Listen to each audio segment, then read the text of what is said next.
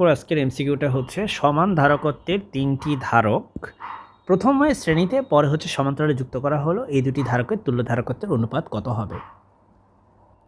দেখো, প্রথমে বলছি শ্রেণীর ক্ষেত্রে তুল্য ধারকত্ব বের করার জন্য তোমরা তিনটা দেখো সমান ধারক বলছে, সো সি ইনভার্স আমি ধরে নিচ্ছি যে সবগুলা ধারকত্বই হচ্ছে সি।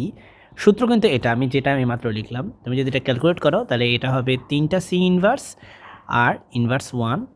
সো এক্ষেত্রে তুমি পাবা 1/3, আর সি ইনভার্সের ইনভার্স করলে তুমি পাবা হচ্ছে সি। ঠিক আছে, তাহলে এটা হচ্ছে c/3 হলো। আর যদি সমান্তরাল বের করো তাহলে সিম্পলি জাস্ট যোগ করবা, তিনটা সি যোগ করবা, তাহলে এটা হয়ে যাবে 3c। তাহলে শ্রেণীতে হয়ে গেল c/3 আর এটা হলো 3c। এবার যদি দুটার অনুপাত করলে তুমি এখানে পাবা হচ্ছে সি কাটা, আর এখানে থাকবে 9। ঠিক আছে, তার মানে এটার উত্তর হবে, দেখো 9 নিচে তো একটা 1 আসি, তার মানে এটার উত্তর হবে 9:1। 9:1 আমাদের কোথায় আছে? আমাদের এখানে কোথাও 9:1 নাই, সো বাট 1:9 আছে, সো উত্তর হবে 1:9।